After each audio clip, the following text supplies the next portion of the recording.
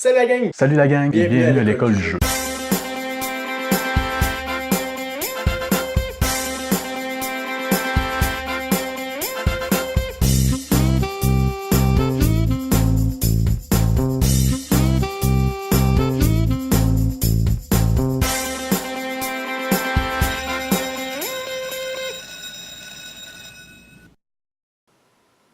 Salut la gang, c'est JP pour l'école du jeu.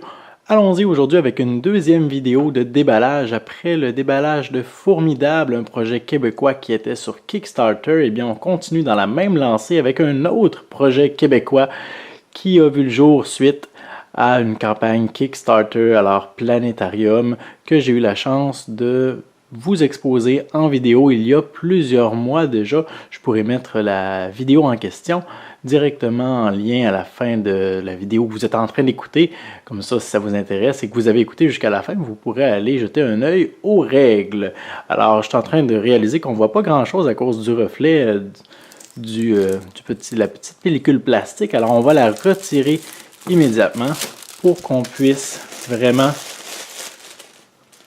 admirer la couverture de la boîte qui, franchement, en fait, tout ce qui est illustration dans ce jeu-là, mes attentes sont assez élevées parce que juste la version prototype du jeu était grandiose côté artistique, côté illustration. Alors, j'ai bien hâte de voir les illustrations finales. Alors, certaines d'entre elles ont changé et si les autres cartes où le plateau central a changé également. Alors, je pense que ça va nous réserver toutes sortes de surprises, en tout cas pour moi. Alors, allons voir à l'intérieur de la boîte. Bonne épaisseur côté de la boîte, là, oui. Bon, alors, dès qu'on ouvre la boîte, on remarque deux livrets de règles. Et attention très intéressante de la part de l'équipe derrière Planétarium. Nous avons les règles en anglais, mais également les règles en français. Alors, je crois que dans toutes les boîtes de Planétarium, les règles viennent dans les deux langues. Alors, c'est vraiment un plus. Vous n'aurez pas comme ça à courir les versions françaises d'un côté comme de l'autre parce qu'il reste juste des versions anglaises disponibles. Non, les deux livrets de règles sont disponibles. Si on regarde à l'intérieur, un petit format, on n'est pas habitué à avoir un format de cette grandeur-là, environ grand comme ma main. On a, bon, alors déjà, on a un visuel intéressant. Alors, matériel. Oh, j'aime beaucoup les arrière-plans. Bon, j'ai des reflets un peu, là. Les arrière-plans des pages. Ok, bon, illustration en guise d'exemple. Des étapes, là, ça a l'air bien structuré. Super. Et quelques questions ici à élucider. Et une description des cartes à l'arrière. Bon, ça a l'air assez bref, assez concis. Combien de pages au total? 10 pages de règles. Alors, ça se lit très rapidement. Simple à comprendre en plus. Super. À l'intérieur, nous avons les plateaux individuels, alors qui représentaient les 4 différentes planètes. Les joueurs vont pouvoir avoir ces plateaux-là devant eux, vont pouvoir y apposer également des jetons matière qu'ils vont récolter en cours de partie. Une fois qu'ils auront les matières correspondantes à la planète, ils pourront utiliser leur carte et les placer en jeu. On y reviendra dans quelques instants. Alors vraiment, une bonne épaisseur aussi pour ces plateaux. Très bien. Oh, justement, en parlant des jetons de matière, les voici. Alors, de mémoire, on a l'air. Corrigez-moi si je me trompe. L'air. Est-ce que c'était la terre ou c'était un élément en particulier? Je sais qu'on a l'eau et peut-être le charbon ici. Je ne me souviens plus exactement de cette matière-là, si c'était uniquement de la terre. Nous avons ici les 4 planètes que je vous parlais un peu plus tôt. Et de mémoire, on devrait avoir des petits socles pour que les planètes tiennent à la verticale dans la boîte. On verra ça plus tard. C'était un des stretch goals qui a été débloqué d'ailleurs. Et nous avons ici les petits jetons qui sont censés être recto-verso, oui, super, pour indiquer si les planètes sont d'un climat hostile ou habitable. Alors, super pour ça ici. Oh, les jetons matière ne sont pas recto-verso. Bon, pas très grave en fait. Qu'est-ce que c'est que ça? Oh, ça doit être le plateau de jeu qui a l'air... Oh, wow! beaucoup plus gros que la version prototype. En tout cas, beaucoup plus épais. Si on regarde ça d'un peu plus près, oh, alors on a le système solaire juste ici, alors avec son soleil en son centre. Oh wow, vraiment un beau visuel, une bonne grosseur, vraiment, ça prend de la place, mine de rien, c'est assez massif. On a ici j'ai oublié le nom exact, là, les axes de rotation que les planètes et les matières vont pouvoir emprunter. On a ici les planètes dont je vous parlais. On a un aide-mémoire ici, des icônes qu'on peut retrouver. Alors, super bien détaillé. On a également ici la piste d'évolution. Alors, quand on utilise des jetons matière qui vont être placés sur le plateau et qu'on va récupérer, qu'on va défausser après avoir joué des cartes, on va venir les apposer ici. Et plus la partie va avancer, on va maintenant ici enclencher la deuxième phase de jeu et dès que le dernier jeton va être apposé dans cette case, eh bien la partie va se terminer, on va arriver à la phase de marquage de points. Et très intéressant ici aussi, je vais vous montrer pour compter les points. Alors on n'a pas une piste de points tout autour du plateau, on a plutôt une échelle juste ici. Et de mémoire, on va probablement voir ça dans le fond de la boîte, on a des jetons. Un qui représente les unités et l'autre qui représente les dizaines.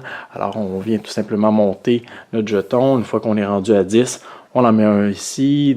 Et là, comme ça, par exemple, ça représenterait 25 points. Et c'est facile de voir les points de tout le monde ensemble dans ce coin-là sans avoir un marqueur qui fait le tour du plateau. Alors, vraiment impressionné de la qualité du plateau central. Super, on va mettre ça de côté. Oh, alors justement, nous avons les petits socles en question que je vais tester à l'instant devant vous. Alors, c'est plate qu'on ne soit pas en direct, quand je vous aurais fait voter pour la planète que vous désirez. Allons-y pour la C. Alors, que je vais placer dans son socle pour voir... attendez un petit peu. Est-ce que c'est vraiment ce socle-là? Oh, non, attendez. Ces planètes-là ne vont pas sur les socles, ce sont celles-ci. Alors, voilà qui devrait être fonctionnel. Ah, voilà. Alors, nous avons ici, je peux vous montrer, là, c'est très intéressant. Je crois que c'était une suggestion d'un des backers sur Kickstarter d'avoir des socles comme ça. Ça se peut que je me trompe, mais pour ajouter une espèce d'effet tridimensionnel au plateau, puis franchement, je trouve que ça a de la gueule, ça en jette beaucoup, avec les 4 planètes qui vont tourner comme ça autour de leurs axes de rotation, très intéressant, alors qu'à la base, les planètes étaient tout simplement des jetons qu'on avançait comme ça ici. Bon, il n'y a rien qui vous empêche de le faire, mais je trouve qu'avec les socles en 3 dimensions, c'est très charmant, très charmant. On a ici, bon, les cartes, on va les garder pour la fin. Allons voir les jetons. Ah oui, alors ça aussi, c'était l'un des stretch goals, d'avoir des jetons translucides, alors qui sont transparents. Ben, oups, bon, un de moins. Alors, translucide, on peut voir à travers. Alors, de très belles couleurs, franchement, qui sont assez uniques. Alors, c'est pas comme des cubes de bois, alors c'est vraiment en plastique. Vous voyez, on peut voir un peu à travers.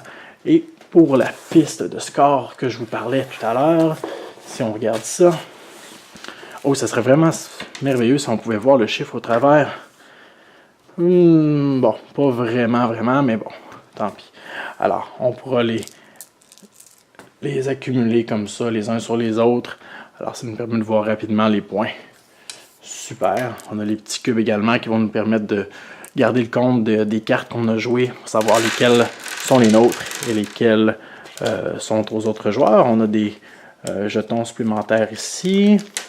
On a un bon paquet, une bonne quantité de sacs ici refermables supplémentaires pour nos jetons, alors très apprécié. Et finalement, le clou du spectacle, nous avons les cartes. Alors, on va essayer d'ouvrir ça, voilà. Super, alors, on en a un bon nombre, là, franchement. On a juste une petite attention particulière, une carte spécialement pour les backers. Alors, un grand merci aux 2959 backers sans qui la campagne n'aurait pas pu être un succès. On a les dates de la campagne et le montant qui a été amassé, 126 815 $. Franchement, c'est sérieusement impressionnant pour un projet québécois, le projet d'ici. Wow, c'est vraiment super. Alors, si on regarde un peu les cartes... Oh, alors oui, ça c'est vrai, ça avait été une suggestion aussi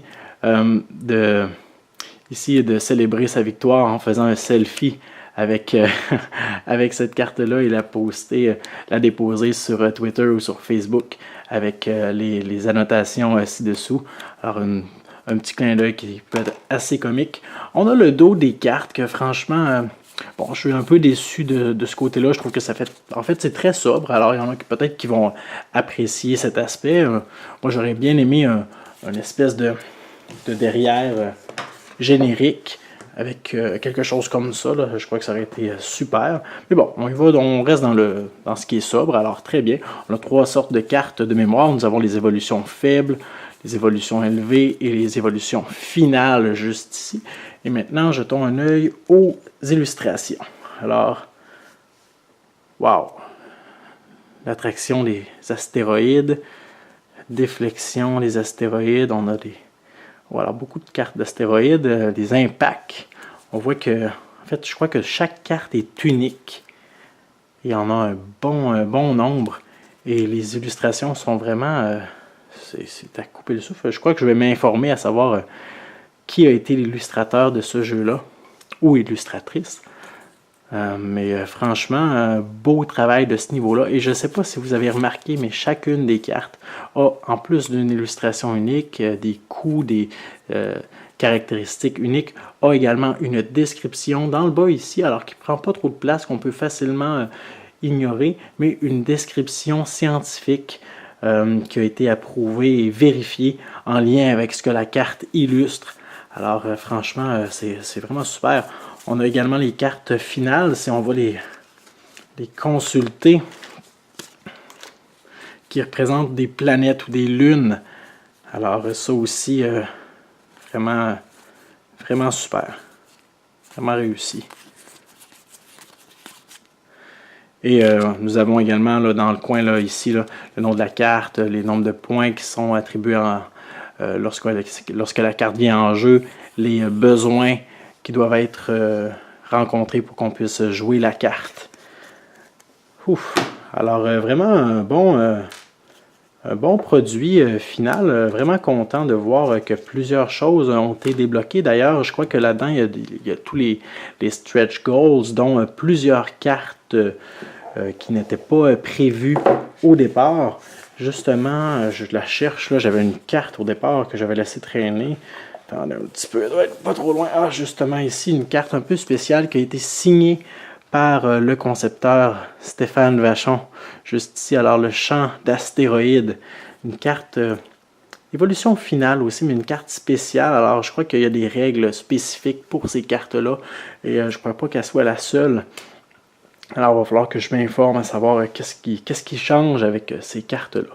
Alors, bref, voici pour le déballage de Planétarium. Je vous rappelle que c'est un projet québécois qui a vraiment été un succès retentissant sur Kickstarter et certainement pas le dernier projet de Stéphane Vachon, un auteur qui est à suivre. Je vous invite à suivre peut-être la vidéo qui va apparaître à l'écran dans quelques instants, qui va vous présenter les règles de ce jeu-là, si ça vous intéresse d'en apprendre davantage. C'est sûr que là, je vous ai parlé surtout du matériel. On a ouvert la boîte ensemble, regardez les composantes. J'ai parlé un petit peu en profondeur, en fait, en surface plutôt, des mécaniques ou de ce qu'on va devoir faire ou pourrait faire pendant le jeu. Mais si vous allez consulter la vidéo qui va apparaître à l'écran, vous aurez tous les détails concernant les règles de ce jeu. Alors, je vous invite à me faire part de votre appréciation de cette vidéo en laissant un commentaire, en faisant un petit pouce en l'air, là, comme ça, là, tching, juste pour me manifester votre appréciation. Moi, je vous dis merci pour votre écoute. À la prochaine.